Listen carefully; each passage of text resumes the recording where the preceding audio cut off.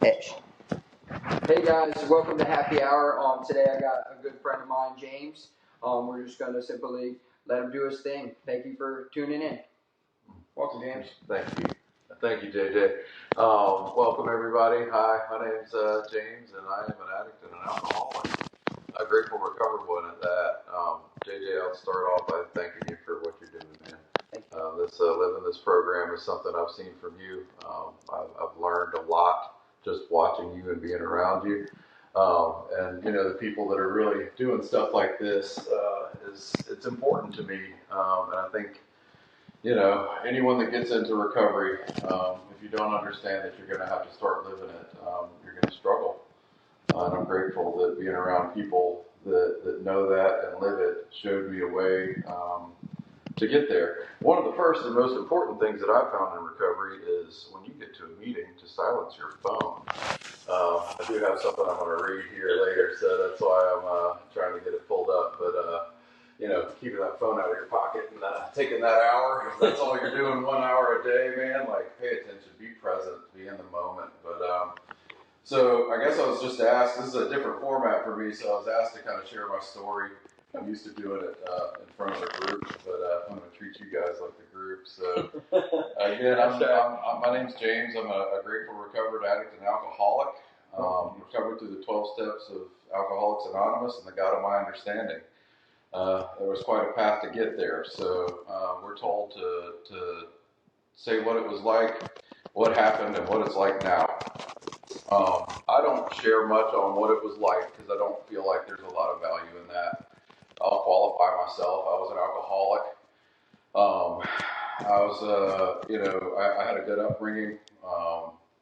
Born in 1982, so a child of the 80s. I was around before the internet, but before cell phones. Had a pager when I was in high school, all that good stuff. But also had all those things come into my life as anyone that grew up at my age. It's been an interesting journey. But I had a good upbringing. My father was absent in the household, but he wasn't like a negative influence. It didn't stop me from using him as a resentment and drinking at that. But he never beat me. He just wasn't a part of my life. But my mom was wonderful. We had a lower middle class upbringing. My mom raised me and my brother by herself. But we had a good family. My grandparents and aunts and uncles and cousins. Certainly not something that I'm not someone that can say at 12 years old my dad was drunk all the time. I don't get to blame that on my alcoholism. One of the things I like to talk to people when I'm working with others, one of the early questions is, why do you think you drink and use? Right. And most of them will come with all these excuses and all these reasons, that are very genuine often, but what we find is like the real reason, like that's not what made me an alcoholic. For me, I was an alcoholic, born that way. Right. Definitely. Like there are people that have had traumatic life events. They were beaten, they were raped, their parents were drunks that aren't alcoholics. And I am one. It's a disease, and I have it. There were powerful forces that may have directed me and made it more likely, but that's not why I'm an alcoholic. I have a disease. It's something that I can't treat myself. I need something greater than myself. So, but I had a normal drinking for our culture. It was just high school drinking. Parties on the weekends. I'm not one that the first time alcohol touched my lips, I blacked out and never came back. To me, it was really like I would smoke pot and I would drink on the weekends. It didn't control my life. It didn't consume me instantly. I didn't just fall off the ledge, which had some really negative impact in my life. Like I was able to, as they say, I was a functional alcoholic and addict, I guess, which, that's an oxymoron a little bit. I was able to hold down a job and live a life, but it was, and without realizing it, alcohol and drugs controlled my life. But, I was a trash can a little bit. I avoided the needle. But everything else, man, pills, sort of, like we differentiate when you hear he's a heroin user. It's like you instantly think needle user. And I'm like, well, I snorted a heck of a lot of oxycodone. That's right. That's medical grade heroin, guys. So, and I really struggled with that when I came into recovery. Like really looked down upon people. You know, I was different, you know, terminally unique. I didn't need this. Those were things that I really struggled with. The humility aspect of my life was something that really struggled with. And that's one of the things this program broke down. It's like we need to focus on spiritual principles. And when you get those under your belt and you start to focus on that, the bigger picture items that I try to control become more manageable because I have a better path. But so I drank and used drugs until I was 39 years old. Never tried to get sober. I think I went to an AA meeting when I was 19 because I got an underage drinking ticket, and it was part of my pre-trial intervention. I remember the meeting a little bit, and I remember at the end of the meeting, an older dude came up to me and gave me his phone number, and he's like, if you ever need anything, you call me. And I was like, this guy want? Like, I didn't know if he was like hitting on me and like being creepy, or like, what would I need you for? Like, right. like when you buy me beer? Like, I was there, and mentally, I just, you know, I had no interest in getting sober. I didn't think I had a problem. And, you know, went back into just drinking, and so, but I would say, you know, they tell you to try to figure out when was the last time it was fun for you to drink. And I didn't realize it really, but I knew, like, at first I drank because it was kind of fun and it was relaxing. And then I drank because I felt somewhere I was lost, and it made me feel part of the crowd and you know, whatever. I wasn't like a super party animal, like, you know, running the party and all that stuff. I didn't get off to that sort of stuff, but I did enjoy it. But at some point, like, I felt lost. I felt lost in life. I had no direction, and I just was going with the crowd. But I definitely drank more than most people. You know, I was always the last man standing. You know, I was always, you know, like it was 2 o'clock in the morning and I wanted to open another bottle. I wanted to get another baggie. And some people in my life were on board, you know, but that was a very small number. So really quickly, my social circle whittled down to just the people that lived like I did. And we were all kind of doing the same thing. Whether they were addicts and alcoholics or just going through something in their life and checking out, that's what we were doing, was avoiding a bigger problem. For me, it was a spiritual sickness that I did not understand. And it gave me I was deeply depressed and lonely. You know, I went through a whole life path, but at 39 years old, I was totally isolated from my family, my friends. I mean, anyone I had ever known had either cut me out of their lives or I had cut them out of my life. And I was living on my own up in Spartanburg. You know, I just actually gotten fired from another job, waiting tables, and I was, you know, I had about $300 left to my name. I was just going to the bar. I was going to drink it, and you know, I'll go pick up another crummy waiting job, and you know, trudge through this life. You know, what does it say in the book that we were going to continue down the delusion, blotting out my existence until the day I die.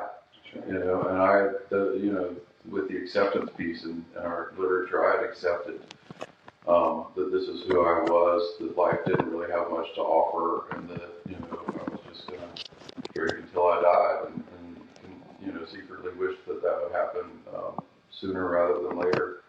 I struggled a lot with, I never wanted to kill myself, but I had suicidal thoughts. I would, you know, have moments of this deep depression where, you know, you're just driving along or whatever, and I could just, you know, take the wheel off, and I would think about stuff like how, I didn't want to kill myself, like I said, but I would like if I could figure out a way to die and not have my body be found by my mom or something, you know, like I wanted to like limit their pain, but my pain was great. And the only thing that I had that would make that go away was really oblivion. And so I confused pleasure and oblivion, which I knew I wasn't happy, but I thought that I could not be happy. You know, I had self-diagnosed myself. I was some sort of clinically depressed person that didn't feel pleasure like other people did. And the closest I could get was through substances. And that, thankfully, was incorrect. But I truly believe those things. You know, I was wrapped up. I was lost in the sauce, as people say. But, so I was coming home from a bar one night, and rode a car off the road. First real car wreck, by God's grace, that I ever had while drinking and driving, because I drank and drove all the time, and not just a little bit drunk, you know. One of those classic people that would say that he's a good drunk driver. But anyway, so about the time that the tow truck came, thankfully I didn't hit anybody. I called a tow truck to get me out. About the time that tow truck came, a state patrolman, or patrolwoman, I should say, showed up and asked me to walk the line. I said no, wouldn't blow, and they took me to jail. I had the money to get out of jail. I believe, I'm trying to get into this story because I believe all of this is really God driven. Like I say, like I never had this issue. This car, like I didn't pop a tire. There was nothing that I swerved to miss, and I wasn't abnormally drunker than I ever was. Like that car, like found itself in a ditch. I was relatively unharmed, and as were other people. Where I sit with it today, it was my time was up, and God wanted something else for my life, so He put me through these paces. And so I get to jail, and it's like it was a Saturday night and Sunday morning. You know, I'm making all these phone calls. I've got enough money to bail out. It's a first offense DUI, not a felony. Like I should be able to post bond. She gives me a $90 bond, which I was thinking they were going to PR bond me. And so I'm like, oh, I got $90. So like I'm calling, I can't get a hold of anybody. It's a Sunday, it's NFL, so none of the bondsmen would come down for that amount of money. And so at the end of most of Sunday, they were like, well, if you can't get somebody down here, we're putting you in Gen Pop. They send you to a behavioral modification unit, which is in Spartanburg. They put you in a cell for 5 days with a couple other people, and I guess it detoxes people before they put you in Gen Pop. And so you're in that cell for 23 hours and 55 minutes of the day. You get one 5-minute phone call. I'm like, all right, whatever, dude. I'll get my phone call. I'll finally get a hold of somebody. So I get to the first night, and the phone call, which is actually the second night, first night there, and the cop was like, go make your call. The number on my wristband doesn't work. And so I was like, sir, this number doesn't work. I can't dial out. And he's like, too bad, your 5 minutes is up. Get back in your cell. That's right. I'm like, what the hell's going on, man? You know, like I got my money. So they had taken my wallet, like, so they wouldn't give me my debit card. They had my phone, so I didn't have anybody's phone numbers, because I could remember all the numbers from when I was in middle school and high school, but nobody's current cell phone number. It was ridiculous. And I'm like trapped. I'm like, what the? And I truly believe this. This was like God sitting me down, and you're gonna think about, you need to like get not only just get off of it, like I want you back, and whatever. So I had a pretty powerful moment. I think it was day 3. That night, as I was going to sleep, I was just going through it, all alone in a cell with 5 other dudes right next to me. And I really this all me. I was like, when I get out of here, I'm going to take the last of this money, and I'm going to end it. Like the only time in my life I've ever decided, when I get this, I'm going to kill myself. It's just I'm done. And right before I cried myself to sleep, I had that thought of like, if there's anything out there, now's the time. Whatever. And so I woke the next morning, and there was like a clarity in my mind. At first, I thought this was my spiritual experience or spiritual awakening. This is just a beginning contact. But when I woke that next morning, the conversation that I had with myself was really like something else. I was profoundly unhappy, and I was able to like think and express and process like what is wrong, what is going on. And it's like the answer was, I'm just so deeply unhappy. And whatever spoke to me was like, do you want to be happy? And I said yes. And the next thing was, is there any reason that you're not happy? And a good reason. And like for the first time in my life, rather than just like pointing out all of the reasons that I was unhappy, I like felt in my heart that no, there's not a good reason for me to be this deeply, profoundly unhappy.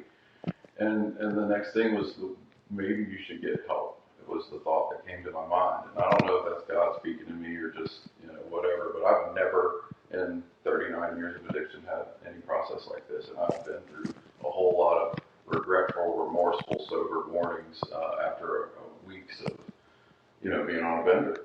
Yeah, hold the toilet. Like, I'll never do this again. Yeah, You just make me better. Yes, yeah. But this was different. And anyway, so eventually I got into Gen 5. I still never figured out the wristband thing, but they had a little iPad thing that you could send email, and I remembered my mom's email.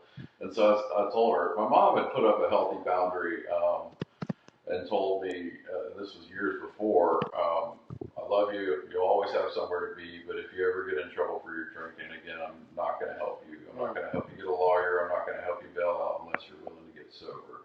So I knew I was at the end of the rope with that, and so I reached out. And it's funny, I've gone through all that spiritual moment, but I don't have any of the tools, so almost immediately I go about doing it my way. I'm willing to go to recovery, but to go get sober, but I'm not actually going to get sober. Right. It's just something I got to do. I don't believe at all that there's something. I don't know anything about the program other than that it exists. So I reach out to my family and I tell them I'm willing to go to rehab. My brother, who's a pivotal person in my recovery, is 2 years younger than me, but is 8 years ahead of me in the program. I forgot my sobriety date is 10/10/21. It's got a good ring to it. I think I'll keep it. Love it. So he is now 10 years. I'm a little over 2 years sober, for those of you that are interested. But he, is a recovered alcoholic as well, and he knew what to do with me. He lived in Greenville, close to Spartanburg, and went around to a couple of the treatment centers in the area. Found a place called Solutions Recovery Center and figured that's where I needed to go. He came with another friend of mine that got me from jail. Took me bed to bed to Solutions Recovery Center. And I walked up that hill and started a new phase in my life. Still, as I was saying, I don't believe in recovery. At that point in my life, I still thought, my truth was, and I walked around for over 4 months. I would admit, I knew I was an alcoholic. I'm certainly not powerless. I really struggled with the concept of powerlessness. But I need to cut out the cocaine and I'll be able to manage my drinking. I'll go to this job. I'll get some money. I'll get my license back eventually, and these people will leave me the fuck alone. And go back to drinking myself to death because I haven't found the hope yet. And so to anyone out there that's just going through the motions in recovery, it's not going to work, man. It certainly didn't work for me, but because I made all the meetings, I didn't drink. I went to work every day. I was really focused on the things that I could control. Still self-will, still me. So I'm going to manage it, right? I'm going to make sure I'm on time. I go to that work. I do a decent job. I went to all the meetings. I paid attention in the meetings, but I didn't apply any of it. So I'm going to be able to say that it didn't work. I was really concerned with how am I going to prove that this program doesn't work for me? And I said that when I heard the promises at first, I'm like, there it is. There's the chink in AA's armor. That shit won't happen. But I was raised with a mom who's a chemist, and I love science and math, and I knew that for that to be valid, I would actually have to do it to be able to say that it didn't work. So I say I got tricked into doing this recovery thing because the performing the action of the program is what shows you that it works. You may not understand it, you may not believe it, but if you perform the action, I believe you will then understand, because that's what happened for me. Yeah. To get back to so I was a little over 3 months into the program, and we go phases at Solutions for anybody that's not familiar, and so the first phase is the first 3 steps. It's 30 days. You learn step 1, 2, and 3. You recite it, and you recite the principle, and then you're phased up to phase 2. Phase 2 is 60 days, but it's the next 3 steps. And I get to the end of that, and I phased up from 2 to 3, and I call my brother.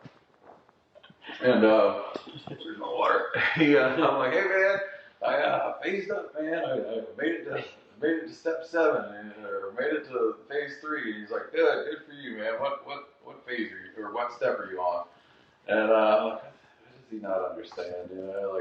I just told you, I know step 1 through 6, and I'm on to 7 now. I phased up, and he's like, I asked you what step you're working, and I was still like, he's my younger brother again, so I hate it when he knows things that I don't know, and I'm like, does he not understand, man?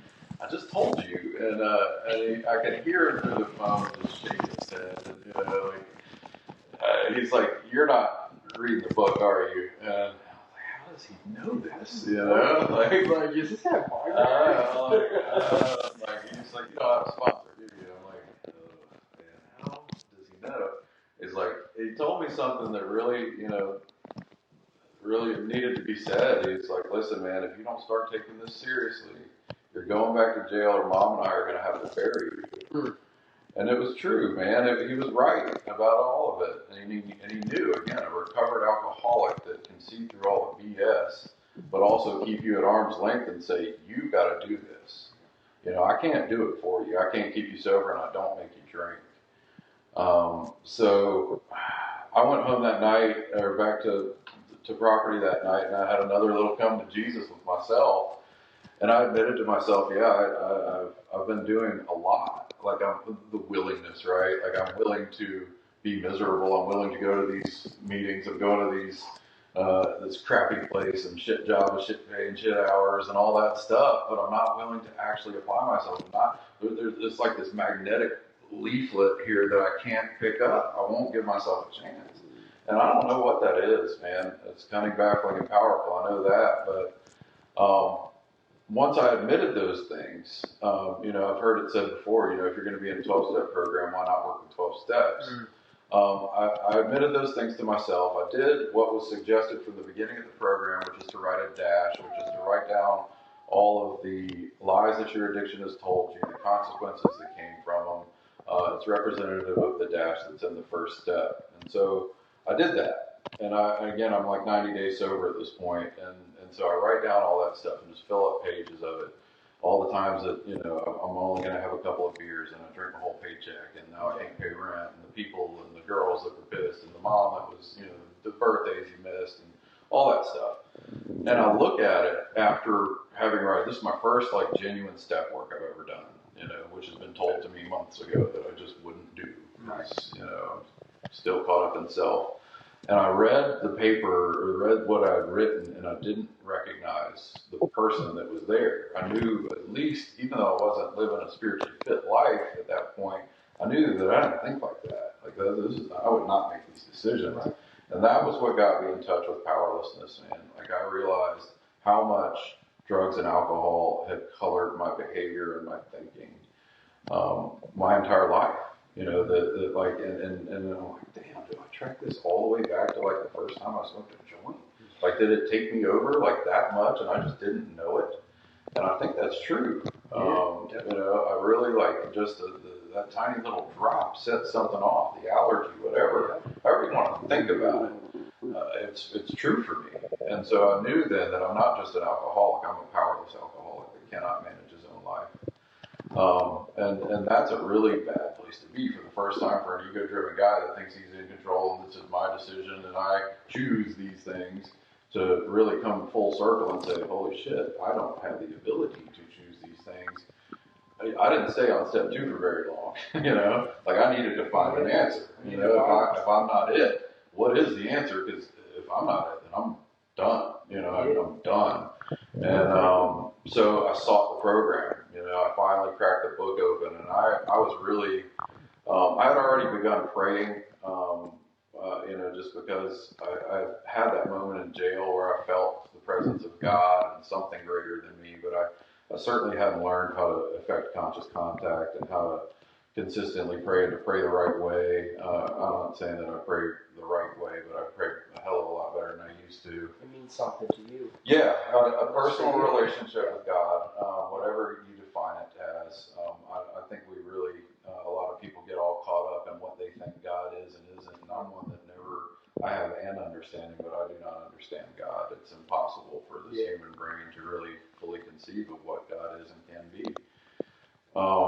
But so I got into the step work, man. I read that book. I was always a good learner and a good student. I'm a voracious reader when I read. I don't really struggle too much with retention and concepts. It's the application piece, man. So you can know everything about the program. You can recite it cover to cover, man. If you don't live it, you're going to struggle. I've met people like that that are in and out that clearly know what the program says to do, but they're not doing it. And it so, shows. Yeah, It shows. yeah, they can hide it, they can, whatever, but it crops up, man. So step 3 was a big one for me when I really, my great aha moment was definitely step 3 when I finally said that third step prayer and I understood what it meant and I was genuinely with my heart's desire, I want to turn my will and my life over to the care and direction of God. I'm here, I feel your presence, and I'm offering my will and my life up to you, God. And I bookended that prayer with at the time I was 40, I was like, I'm a 40-year-old alcoholic with a terrible past and very little future. What do you even want with me? Why would you want me? And what spoke to me was like, you silly little man, I've been here for you the whole time. And I knew in that moment, I felt the grace of God. I knew that my sin was forgiven. I was genuinely remorseful, but that it was forgiven, and that if I continued to pursue God in this way of life, that I was going to be okay. And that feeling has not left me, and it gave me a really strong desire to relive that experience. It gets me 1, 2, and 3 every morning, man. The discipline of the program. I get up. I don't always do it on my knees. I should, Right. but I take time. I ask God. I admit that I'm an alcoholic still. That I'm an unmanageable life. That without you, God, I need you, and I need you now. I need you before I leave this door. To be able to face what we all have to go through, the trials and tribulations of life. There's a lot of stress in this life, and it's not just our culture, it's everywhere in the world. It's the human experience. And, that idea, I'm a spiritual being having a human experience, and it's hard, and God knows that. And if I use God, God can use me, and that's how we're supposed to be living this life. And I truly believe that stuff. So, the searching and fearless moral inventory at that point, I don't know, to backtrack a little bit, when I was BSing the program, this was my thought process. Step 1, I've admitted I'm an alcoholic. Sure as hell ain't powerless, but I'm an alcoholic. So I'm done with step 1. Came to believe that something greater. Yeah, I've seen other people get sober, so I believe, whatever. There is a God. And I'm grateful to that God, so I'm done with step 3. I've thought about the bad things that I've done, so that's a searching and fearless moral inventory. I'm telling people I'm an alcoholic, so that's step 5. 6, I'm willing. 6, I thought 6 was the most BS step in the whole wide world, man. We're entirely ready, we're entirely willing that God remove all these defects. I do an original manuscript thing, so. Yeah, God, I've been ready for you to fix my life my whole life. Go ahead and do it. I was what a crappy, that's a cop out, All of that's changed, man. And it doesn't work if you don't work it. So that was my experience. I was very underwhelmed. But hey, contempt prior to investigation, I wanted to be underwhelmed. That's it. I didn't want the program to work. So, so I talk a lot with my guys about what is your genuine heart's desire. You can make your heart's desire what you want, what you obsess over, what you truly want, but you better choose those things. And they better be principled, they better be godly, or you're going to struggle with the way the world pulls us. If you're greedy, if you're money driven, if you're sex driven, if you just want to party all the time and feel good, if you're an addict and an alcoholic, it's going to destroy you. But if you're God driven and you want to help people and you want to grow closer to God, you want to be sober is the least of it. I need to be sober to do those things. Then you're going to get what your heart wants, And so I had to really, that's what the searching and fearless moral inventory did for me, was I have all this stuff that I don't really want, but it's culturally I've been told I need to be successful, I need money and a good looking woman and a house and all this stuff. Do I really need that stuff? Have I ever had it? No, I'm still alive. But, chasing those things gave me a lot of frustration when I couldn't get them. And there were a lot of things that I had the capacity to achieve, but when I got them, I didn't like them. And so I just went back to drinking. It's that none of that fulfilled me. And so I have to live a spiritual life. The fulfillment in my life comes from genuine work with other guys and seeing someone get better. And whether they get better or not, I know at the end of my day that I pleased my higher power. I did what I could in a genuine attempt to help someone else. And so I don't control outcomes, but I do control my behavior. You know, God doesn't judge me on your actions; He judges me on mine. That's what I believe. And so, if I can say at the end of my day that I got up, I said my prayers, I genuinely invited God into my life. What I do at the end of my morning prayer is to ask God to place someone in my path that I have to give me an opportunity to help, and then I've got to find the willingness to do it. You know. And if at the end of the day I can say I did those things, then I had a good day, man. And like that doesn't mean like I still go to school, I go to work, I do the things that everyone has to do in life. Yeah. But those things become less important, like they are important, but really like I do all that stuff so I can get that one moment where there was a genuine moment in a meeting where I got to tell a guy, hey man, you're going to be okay. This program works and it'll work for you. And like to spark hope, to be a channel of God's love is the ultimate. That way of living has provided like an ability to balance. That whole we see fighting anything and everything. I don't fight with all that other stuff. It's still there. It's still a stress when I allow it to be. Like I tell people, like I'm great. I've got a long string. They say the pink cloud. You're gonna be right. I got back on the pink cloud. Yeah. It popped a couple of times, and I found right back on it, man. Like, because the reason it popped was because I started thinking about shit that I don't need in my life. That you can't control. That it maybe I want it, and that's okay to want good things. I mean, we should want to grow and to strive and to thrive, but I'm not there yet. And for whatever reason, God hasn't brought it into my life. Those things can be challenges, man. Like, people think they want all this stuff in their life, but they couldn't manage it, and losing it would destroy you, But, it really has been a wonderful ride. Once I got to that step 3 moment where I really felt the grace of God, that was my aha, big awakening. And I really poured myself into the program. I worked the rest of the steps. I continually do. I started to pick up sponsees. That's a big growth phase. And, oh, yeah. I remember I went into it, because I was really like, I know it. It's working in me, and I'm living it, and I love it, and I can do this for other people. Well, what's wrong with that? Did somebody do it for me? No. But I'm thinking already, and that's that cunning ego, I want to take credit, I want to be, whatever. And I remember the first couple of guys that I knew here, and, we sat down and we went through the doctor's opinion and started on into Bill's story and stuff. And, I gave them all a book. I had written, like this, like, hey, I'm always going to be here for you. I love you, this, that, and the other. And like, I think the next day after work, one dude had taken a pill and he was raging in the freaking parking lot. And another guy wasn't a week. And I went to my sponsor, Dottie, at the time, and I was like, dude, what happened, man? Like, what? How could this have happened? Like, addicts doing what addicts do. Yeah, I know. And he looks at me, he's like, James, who do you think you are? And I was like, man, I don't know, man. Like, I know I'm not like the Mahatma Gandhi or the Yoda of recovery, but like, I put forth a genuine effort.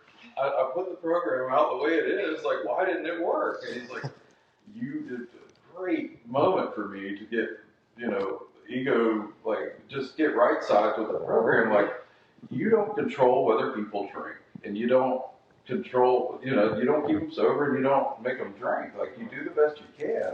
And I love that, Bill W., our primary responsibility to the newcomer is an adequate presentation of the program. So I can present it to you in words, I can break it down to you with the book, but the best thing I can do is live it and let you watch, So anybody that I get, it's like, you need to read the book.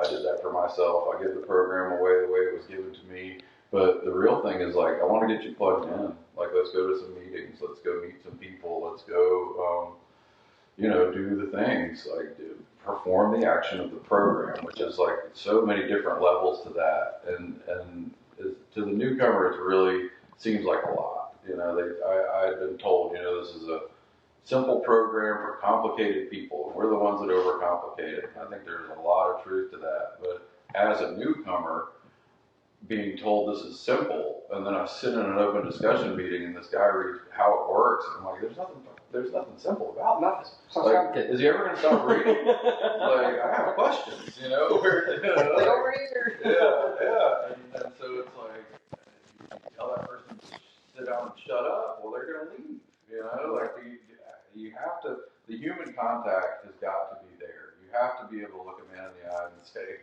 yeah, I was there too, I get it, man. Trust the process, and I'm going to be here with you for it. Don't just say trust the process. And then not be there. Yeah, like it's BS. We've developed these calluses in AA to where we spout the tenets of the program, but we remove the human interaction. It's nothing genuine, and that doesn't work. You know, like who would it work for? You know, like there are some people that will force their way through because they're so desperate, but that just is that, and that circles back to like, is that really the way you should be living the program? Like, those are questions we all got to answer for ourselves. But you know what it's like now, man. I'm just truly, you know, it's happy, joyous, and free, and it is beyond my wildest expectations. I really have grasped the opportunity to restart my life and to really start a new chapter in my life and to do it through God and through this program. One of the things when I started praying, meditation is something, that 11th step, and it is something that I feel really strongly about because I had to learn how to do that. I had to learn how to actually like get direction from whatever this God force is. And that means I have to get quiet. I have to spend time just listening and asking God to give me direction. And one of the things that the message that I would hear, and I heard this consistently when I would meditate, was use it. I didn't know what that meant, you know, but I knew that when I got down on my knees or when I sat to meditate, that I heard that same message. And so the reason I think it's from something other than me is like, I don't know what it means, you know, like, what the hell does that mean, you know? And so I sat with that thought, and I sat with that concept. What does it mean to you? What could it mean? Why, you know, use it? And what I came to the conclusion was, like, I need to start to use the gifts that God's given me, that God's in my heart, that I have a moral compass, and I just need to follow it, that I need to start doing the things that I know are the right things to do with people and in my life. And so I set about doing that, and it's very simple stuff, and like, how can you help somebody over, you know, like I genuinely felt called to help, but I didn't feel like I had that. And so I want to help with these grand sweeping gestures, and I don't have the money to do that. I don't have the resources, so how can I help? Well, right size your ego, James. You can help somebody, man. You know, so it was, you know, I would make dinner for the guys in my apartment at the recovery house. I would, you know, little stuff like shaking a guy's hand and telling him he did a good job, or I heard your share today, man, that really helped. And that started to build in my life, and I realized, like, I am more capable. This is actually, it doesn't have to be these huge things that people notice and whatever. Really, you should be doing it not to get noticed. You should be doing it to please the God of your understanding and to help His children. So that really got me to a certain point, and I really felt, I knew, like I worked my way up in a job to work in a machine. I was making like $21 an hour. I went, like, so after that step 3 moment, when I realized that I needed to start living for God, I went from almost being fired twice, moved from a forklift operator to a machine operator, and I've been there probably 4 or 5 months at that company, making $15 an hour. And in the next 90 days, I went from 15 to 16 to 17 to hired on 18 to 21 in 90 days. And just solely because I started showing up with a different attitude and helping people. All because I just really understood that, like, I gotta be different. I needed to change. You know, that old nothing changes.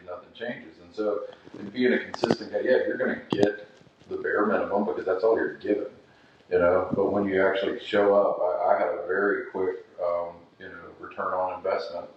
And so but I still, like, the job itself was never going to fulfill me. And so I struggled with that idea of, like, sometimes you got to do some things that you aren't spiritually fulfilling. Like, I have to compartmentalize. Like, I can't expect my job necessarily to fulfill me spiritually. But if you want something more, I'm going to have to institute that change. And I better make sure that I'm following chasing the right things for the right reasons.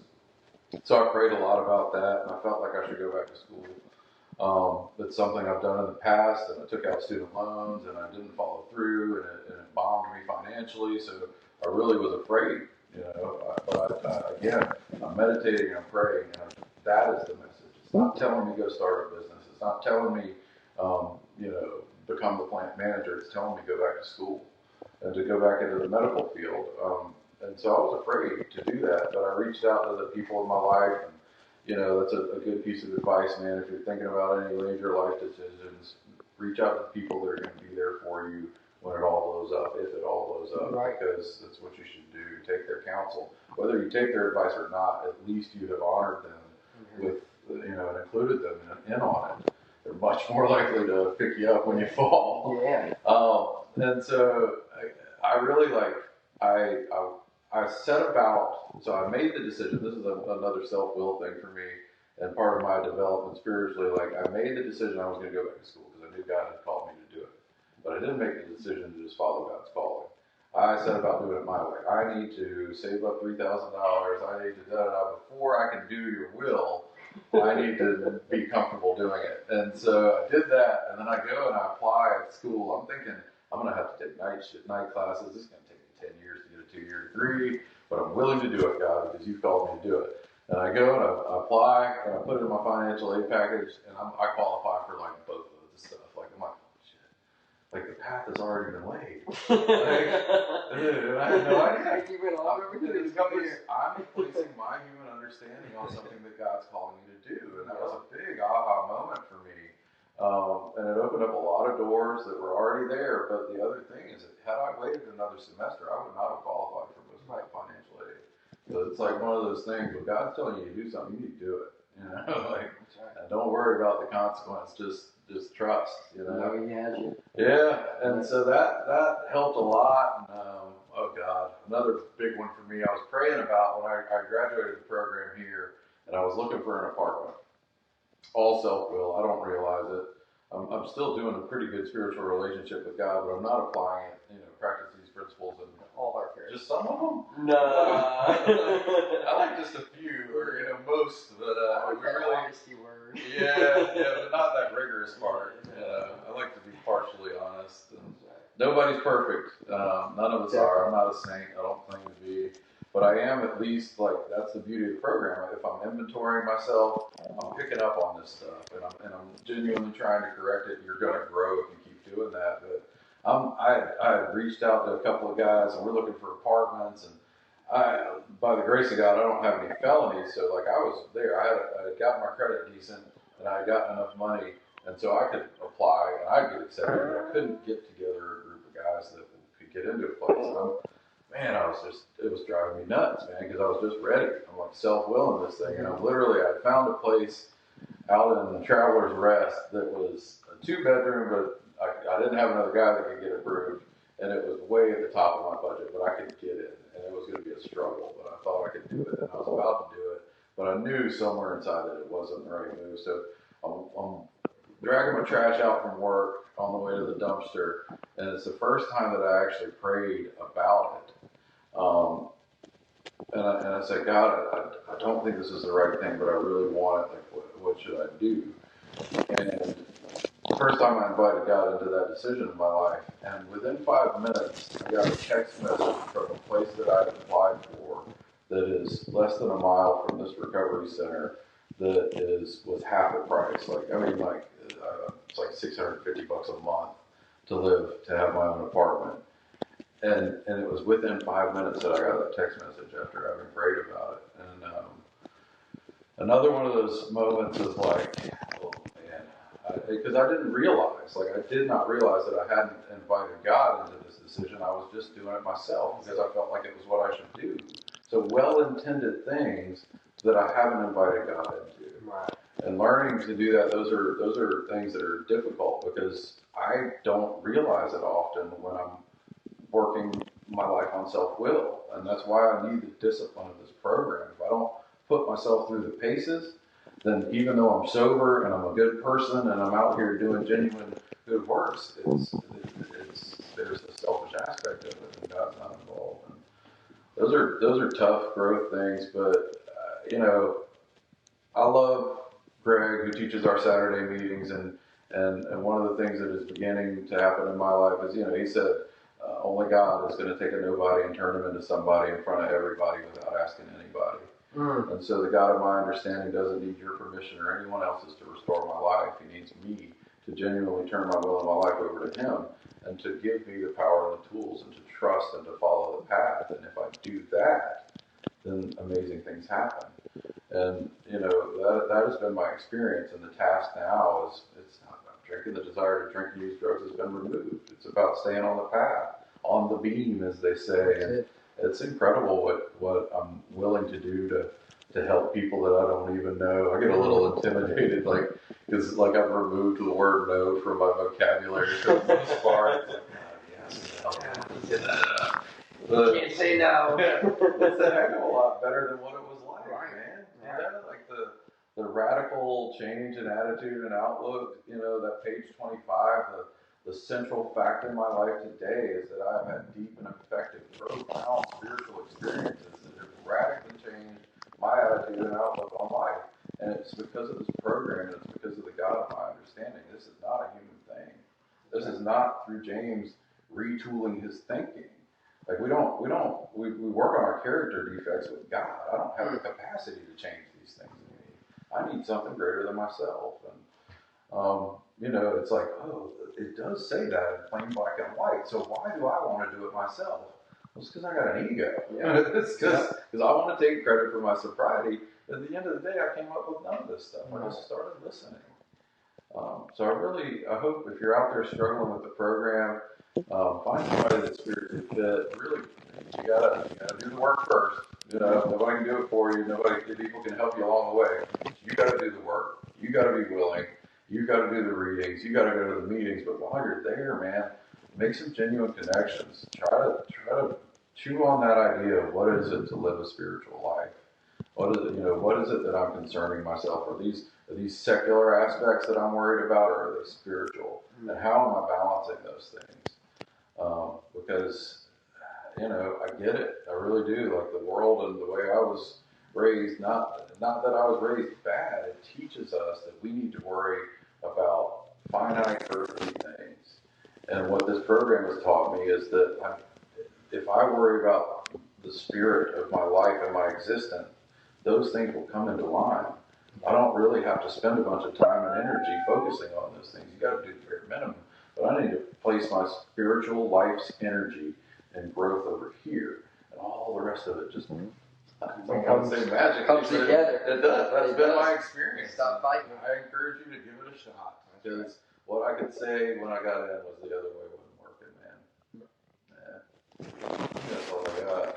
Well, thank you, James. It's an honor, and it's such a blessing to call you a friend. My favorite part is always when you realize that when you were all excited about phasing up in the program that we met at, and your brother called you on and was like, what are you actually working? What step? And that was your aha, how does he know this? Mm-hmm. I laugh every time I hear your story, and I was like, I gotta get you on the show and get you to tell it, because people need to hear it, and dude, the book works, is today we stop fighting what we want to run on self, and now we get to give it over to him, and it's just so much easier to do it. But our journey, we had to get there, and hopefully by getting all of you guys on this show and telling your testimonies, maybe somebody out there will hear that, okay, I don't have to fight it, and I can go that way, in which they're going to have to do their own journey. They have to find their own way, they have to put their own work in, and thank you for coming, man. Yeah, that's one of the things, we were talking about rigorous honesty and an honest self-appraisal and what that means. And I was telling the guys, because I mentioned it just now, it's really important that you do that. Because it's really, for most of us coming into recovery, it's a bad place to be. But you need to admit it. And what I tell them is, it doesn't matter where you are. What matters is that you admit where you are. What matters is that you're not lying to yourself about where you are. I need an honest appraisal of where I put myself and how I'm going to get out. And if you come to the conclusion that, it's actually a good thing when you say, I'm screwed. This is going to take a miracle, because you're probably right. And what this program teaches you is how to find that miracle. It's like, this is not going to be me. It's not, mom can't, we can't throw money at this problem. We can't, that's not going to work. You can't. So you just put in the work. Thank you for tuning in, guys. You man. You man, Dusty. Hey, come here. Come here. Camera guy. I just hit it. It's all right. Okay, cool.